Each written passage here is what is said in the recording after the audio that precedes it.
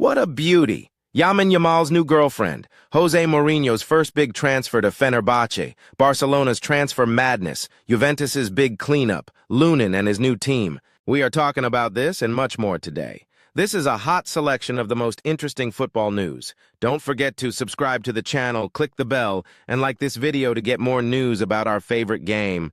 Your support is very important to us. Let's get started. Juventus is in for a real cleanup. A number of players will leave the club. This was announced the other day by the new head coach, Thiago Motta. Chiesa and all the other players not called up for today's game are not part of the project. We made it clear to them that they need to find a new solution and a new club as soon as possible. The decision has already been made. Journalist Fabrizio Romano quotes Motta. Here are the players who, according to Motta, are no longer part of the project. Mattia de Sciglio, Daniele Rugani, Hans Nicolia, Filip Weston, and as you already understood from Motta's words, Federico Chiesa also made it to this, let's call it, blacklist. We covered his fate in detail in our previous video. The link to it has just appeared in the upper corner of your screen. We will also attach it to the end screen of this video, so you can watch it right after you finish this episode. As for all the other guys with whom the club will part ways, to be honest, none of them raise any questions. Some are already old, some simply do not meet expectations, and some, like Chiesa, are being difficult and do not want to sign a contract. But a cleanup was necessary for Juventus. This will allow the club to lighten the payroll and acquire truly needed players. After all, a new coach has arrived with his vision and understanding of what the team needs now. Allegri also stayed here for a very long time, and during this time, Juventus accumulated quite a few players with whom they can part without any harm. So, we will watch who the old lady will buy now. After all, if so many players leave at once, new acquisitions are inevitable. Barcelona remains the only team in La Liga that has not made a single transfer yet. Things are not going well with Dani, Olmo, and Nico Williams.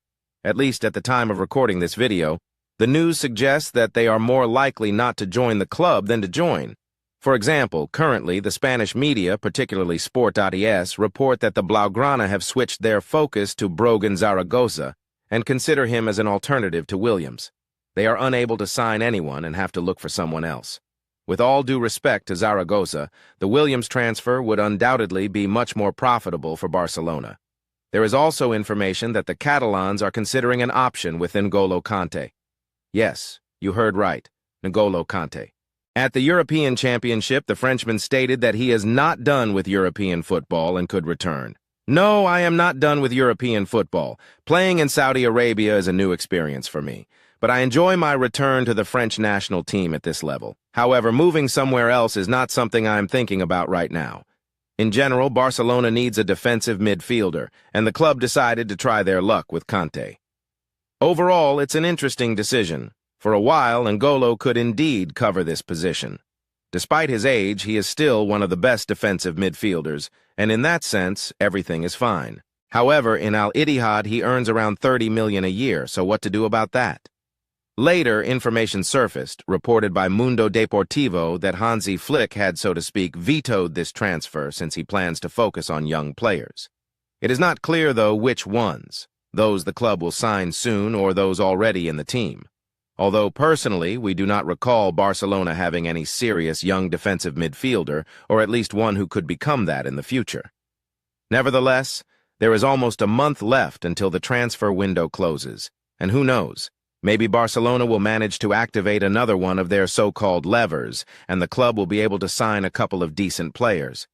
They would certainly help the team in the new season. Getting a defensive midfielder and an attacking player would be ideal. José Mourinho wants to see Ilkay Gundogan in his Fenerbahçe, according to AS. The Portuguese manager is very fond of the German's play style, especially given his Turkish roots, an important remark in this context. So José plans for Gundogan to become part of his team. Earlier, there was information that Barca was ready to part with Ilkay if they signed Olmo and Williams. Apparently, this is to lighten the payroll after their purchase, but they cannot acquire either one.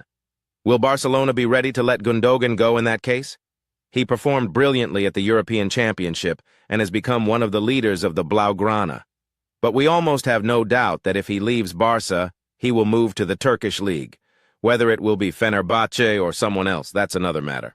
However, someone who left the Turkish Super League and will now continue playing in the Spanish La Liga is Nicolas Pepe. Remember that guy? He was once Arsenal's most expensive acquisition and is still, so to speak, at the top of their most expensive purchases. Now he will defend the goals of Villarreal, with whom he signed a contract until 2026. Unfortunately, Pepe never fully revealed his potential. A brilliant game for Lille and an equally brilliant disaster in the Premier League. Pepe's transfer became one of the most failed in Arsenal's history. Maybe some would even consider it the most failed. Let's see what he shows in Spain, although, to be honest, we don't believe in any particular success from him. So to make sure you don't miss anything, subscribe to our channel and hit the bell right now. Then you'll be up to date with all the news from every corner of the football universe. And while you're doing that, we'll continue. Lamine Yamal is so good that he has even become a meme. Yamal became the youngest who, ellipsis, and then you can add whatever you want. You probably won't be wrong. And now the winger has been dubbed the youngest cuckold. Podilla, Yamal's girlfriend, who appeared on the field after Spain's victory at the Euros, was caught cheating. She was sitting on another guy's lap when he started a live stream on Instagram. When she saw this, she started begging him to turn it off urgently, saying, "You will ruin me." So she realized the wrongness of her actions. But I don't consider Yamal a cuckold because the guy didn't tolerate public humiliation and simply broke up with Podilla. The end of the story doesn't surprise me. Something tells me that Yamal didn't impress Podilla with the depth of his personality. But Lamine didn't cry for long. The winger has a new girlfriend, and she's Russian. Meet Elisa from Moscow. A few years ago, she moved to Barcelona to study, where she met Lamine. Elisa works as a model with over 50,000 followers on her Instagram and 171,000 on TikTok. Of course, these numbers have now received a big boost. Elisa reacts to all of Lamine's posts, and he does the same to hers. Catalan fans also report that they often see them together. Insiders note that the relationship is developing slowly. Yamal doesn't want to rush, both because of his previous experience and because he has little time now. The topic is, of course, football-related, so don't ask why we're discussing Yamal's personal life since he did win his golden ball. Actually, 2. And let's be honest, the story of Icardi and other star players shows us that relationships greatly affect footballers, especially young ones like Yamal. Lamine is holding up so far and doesn't seem to have let the praise and incredible popularity among fans go to his head. But it's interesting whether Yamal can keep his focus on football most of the time when he has 2 such trophies by his side. Thibaut Courtois, who apparently will remain the primary goalkeeper for the Royal Club despite everything, shared his thoughts on what Andriy Lunin should do. Everyone should choose what they think is right. It's not for me to decide for him. I understand that he played a lot last year and wants to continue playing. He has to choose his path to achieve the most in his career. He's an excellent goalkeeper and deserves the best, Courtois said. It seems to us that there is a hint in these words that Andriy really has no prospects in the new season, other than being a backup for the Belgian. Everyone should choose what they think is right. It's not for me to decide for him. We want to remind you, according to the news agenda, Los Blancos have given Lunin an ultimatum. Either he signs a new contract and agrees to the club's terms, or he packs his bags. The media even reported the price for which Real Madrid is ready to part with him, around 25 million euros. By the way, on Transfermarkt, his value is the same.